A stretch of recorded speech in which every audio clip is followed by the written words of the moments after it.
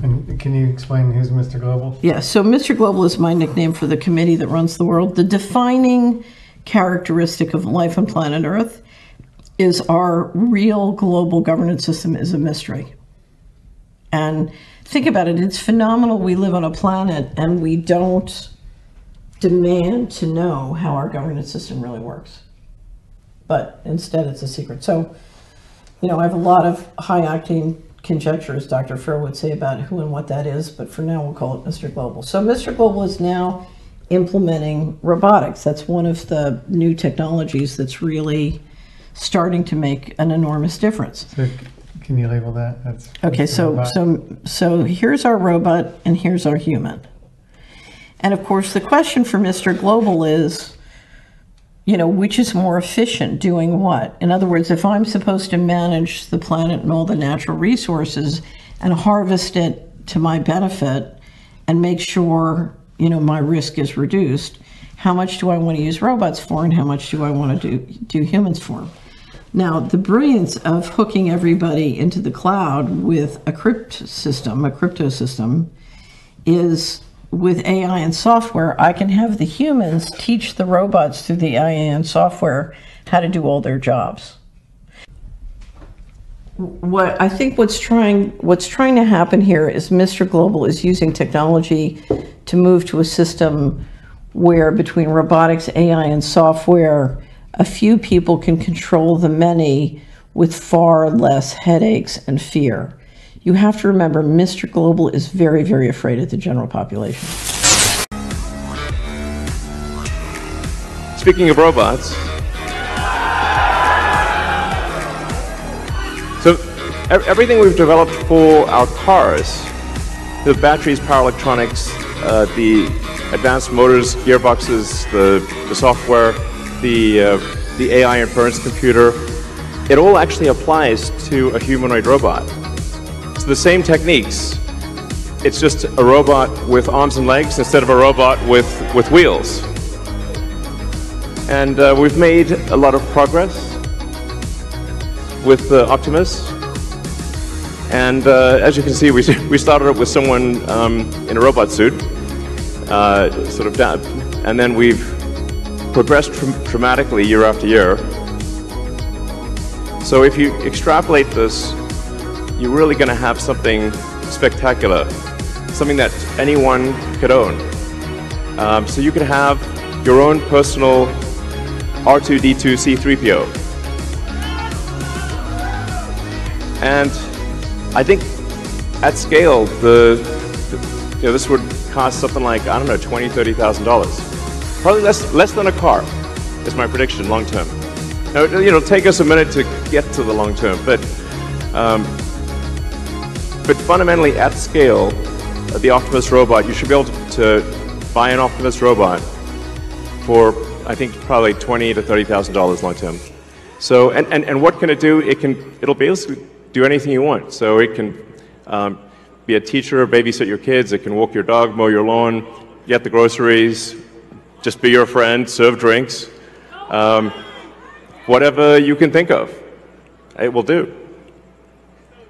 And yeah, it's going to be awesome.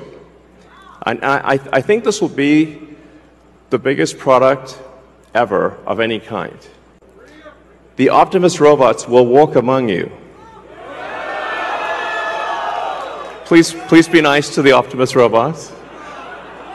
We'll have AIs or multiple AIs.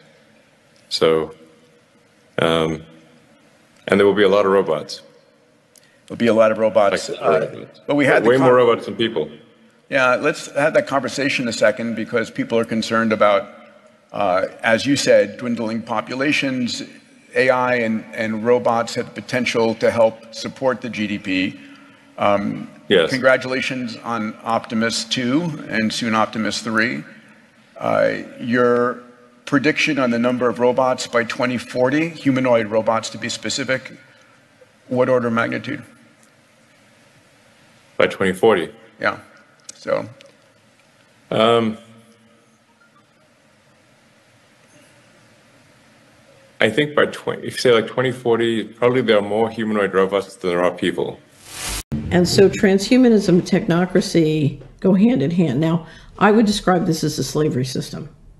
So we're talking about shifting out of freedom, where we have freedom to roam and freedom to say what we want, into a complete control system 24/7, including mind control. Now, the challenge before us is if the, sort of the committee that runs the world, my nickname being Mr. Global, if Mr. Global wants to go to a slavery system and we want to remain a human civilization, then we have a fundamental disagreement. And that is the disagreement before us. And in fact, with a lot of the biotechnology, they figure they're going to live much longer lives than we do and live very differently than we do. So there's been a real, one of the challenges with the secrecy, as one group becomes more and more technologically advanced, they separate culturally, legally, financially from all the other groups.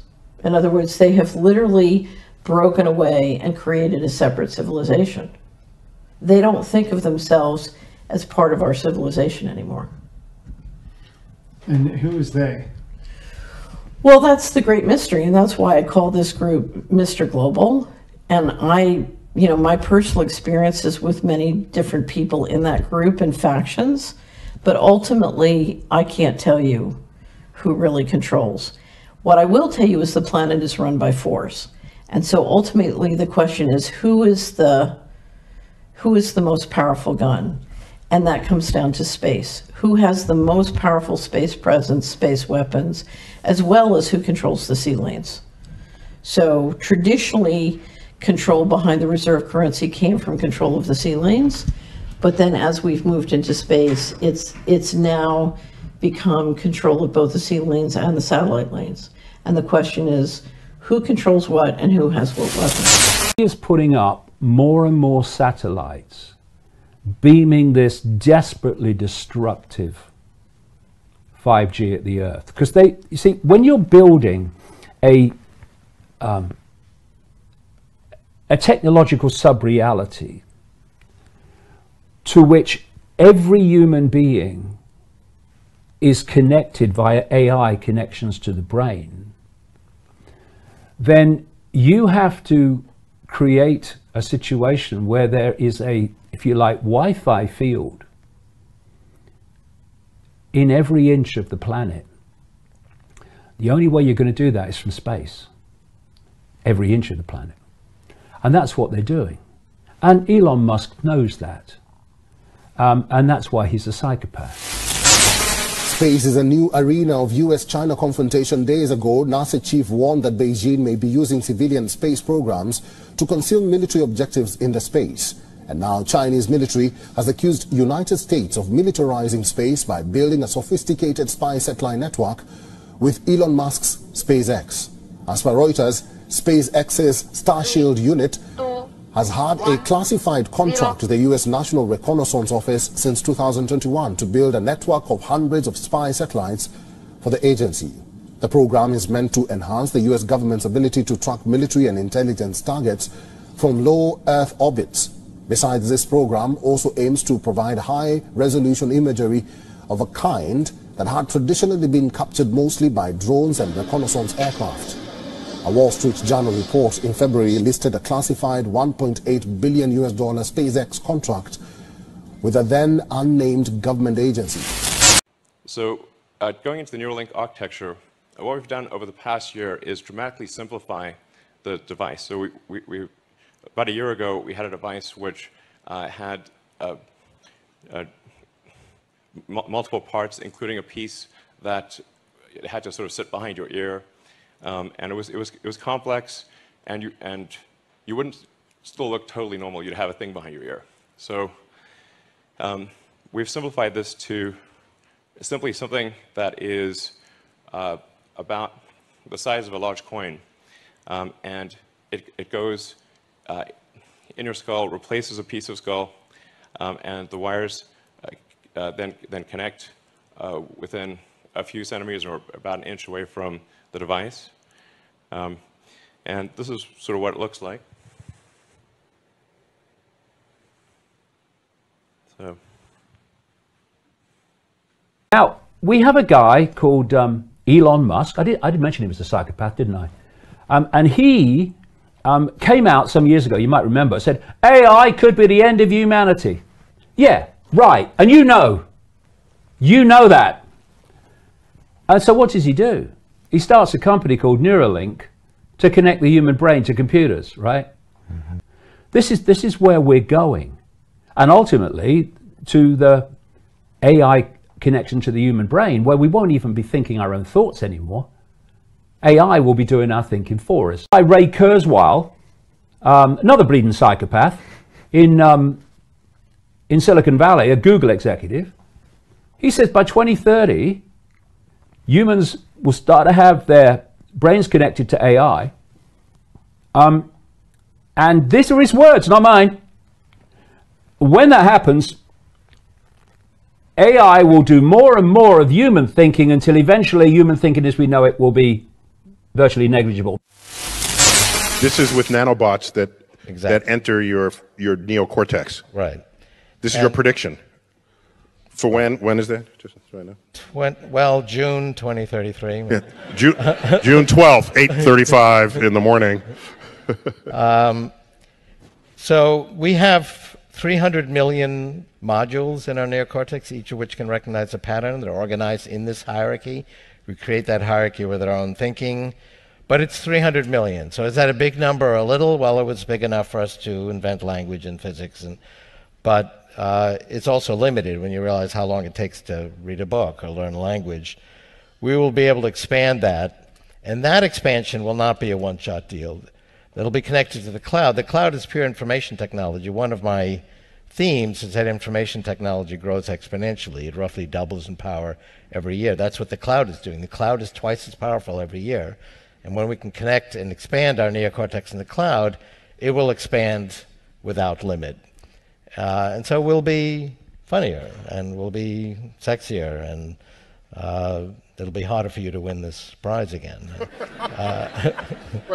So just to clarify what I think you just said, that in 20 years, plus or minus, so the mid-2030s, we will have nanobots that we can feed into our brain that directly connect to the cloud rather than through anything we carry in our pocket. And in that way, wirelessly, we can basically download entire books, entire languages, and we will then know these things just by the act of downloading them. Well, that's one implication. Into our brains. But we'll have more neocortex. So we won't be limited to a mere 300 million pattern modules. We'll have billions or 10 billion. But biologically, or just simply because we have these nanobots? We'll have this extension that's non-biological. Non-biological, right. Isn't this like the scene in The Matrix where they sit in the chair and they upload, one of my favorite lines of the film is Keanu Reeves, you know, they teach him martial arts, and he says, I know Kung Fu? And you mean I'm gonna know, you know, or jujitsu, whatever. So in 20 seconds, he's now an expert. Are you telling me that's what's gonna happen? The non-biological portion of our thinking will be able to download skills, right? Wow. Tesla cars, right? And they're electric cars, right? Electric cars. Why, British government's just done it, why are they phasing out petrol cars and diesel cars? Because where they're going is autonomous vehicles where the computer will decide where you can go. Petrol car, you get in it, you drive where you want to go. When you're in an autonomous car, you will go only to the limits that the computer will take the car. And those computers will be encoded so that you go nowhere the government doesn't want you to go. Let's go to this. The World Economic Forum is coming for your cars. The organization is looking to reduce the number of vehicles around the world. Get this number, by 75% by 2050. The Wall Street Journal editorial board asking, how about the Davos crowd give up their private jets first? And get this, the Biden administration is being hit with a long Economic Forum report. It's called the Urban Mobility Score. scorecard tool. You and I get accused of overthinking things, but notice the title of that, Urban Mobility Scorecard. In other words, they don't want you to drive. No. They want you to live in a city, and for your mobility, you can depend on public transport. Does that sound like in our city, you could be killed if you rely on public transport? It's a control tool. Yeah. It's about control, Jackie.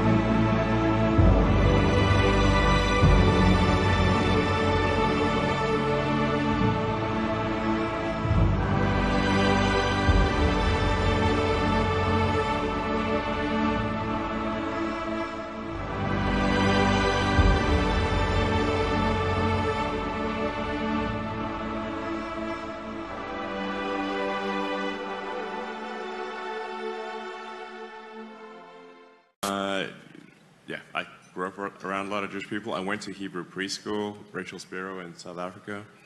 My name is very Jewish. I will tell you that for the past 10 years, people have assumed in my community that you were Jewish until I informed them otherwise. Yeah. Elon is a pretty Jewish name. He is super Jewish. Yeah. And then I went to Israel when I was 13. Visited Masada.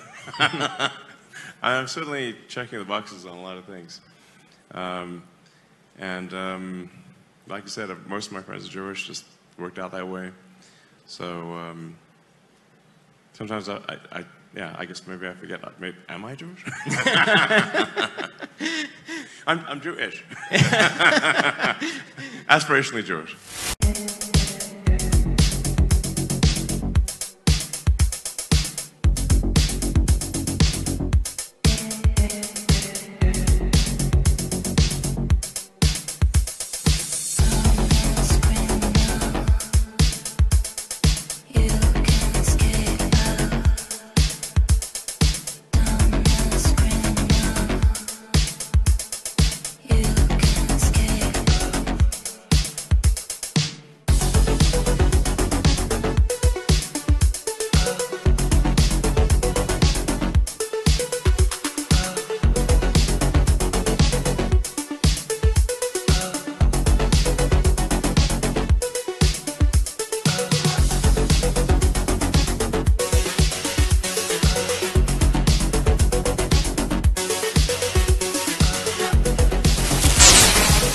Okay, here's what has a lot of people talking. Elon Musk, of course, welcoming their first child together this week. And soon after, they revealed the baby's name. It is spelled XAEA12. So how do you pronounce it? Here's what Musk told Joe Rogan.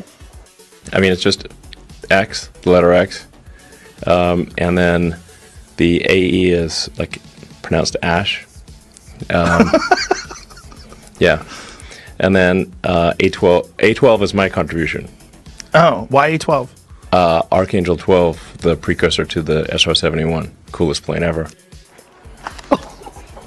I love how Rogan was laughing because we were all like, Ashek, how did you get that out of it? But look at this baby. How adorable is he? The name, though, apparently could run into some administrative issues, and this is why. California's Office of Vital Records only accepts names that contain the 26 alphabetical letters, which means X-A12 could be returned as invalid. But where things become odd is with Musk's grandfather, Joshua Haldeman. Haldeman was a member of an organization called Technocracy Incorporated. This organization was made up of scientists who believed that all politicians and businessmen needed to be outcasted from the world, deplatformed from their place in society, and replaced with engineers and other experts who would then create a technocratic utopia. It's literally part of a political movement called Technocracy Incorporated. and he was head of the Canadian chapter. Handelman and Technocracy Incorporated hoped to turn North America into a continent-wide technate. This was to be a techno-utopia governed by science and expertise. Handelman's movement was led by a mysterious figure named Howard Scott. Now, as far as technocracy's ideas are concerned, we're so far left that we make communism look bourgeois. Scott's radical claim was that engineers should run society. And like any good engineer, he presented his claim in the most technical of terms. He made technocracy seem natural and inevitable. Social change is due on this continent. Social change is coming whether you like it or not. Social change is coming whether you are prepared for it or not. And technocracy is the means by which you can prepare yourself so that you can decide whether you want science or chaos. There would be no more nation states, no more money, and no more leaders, just the technocracy. And so, in the eyes of Technocracy Incorporated, the world would be unified under a new name, Technate. His obit in the Journal of the Canadian Chiropractic Association. He never did find that city. He died in a plane crash when Elon Musk was 3 years old. The parallels here are pretty obvious. On the one hand, you have Joshua Handelman, the right-wing aviator, and on the other, you have Elon Musk, the right-wing space adventurer. Elon has texted that he's big on going to Mars and wants to not just go there, but colonize and set up a city of 1 million people, and has referred to it as a Martian technate. It was not clear what he meant.